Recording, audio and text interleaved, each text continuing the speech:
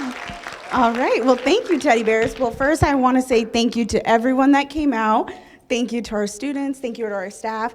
And honestly, this program that we've been through, working with our NIT network, it really has strengthened what we have going on here. I'm so fortunate for our students and our staff who have been open and willing to change and grow. And this is why we're here. We're here for all the students in here and our students that are in our classrooms learning right now. And it has changed my life. It's opened me up to, sorry, I'm shaky. It has opened me up just to a different lens to view things, view instruction, and how to push our students forward. And I'm thankful for our staff who works with me and pushes and grows. And we have an awesome school. We have an awesome district. We have our support, and they're pushing us all the time, growing. And I have a great leadership team who supports me, both our principal and assistant principal, and everything that we do. And I'm just so fortunate. I'm very shocked right now, so I'm trying to gather my words, and there's a lot of people. I'm like the kids, with the cameras, but I am so fortunate for NIT, and I'm so thankful. So thank you guys.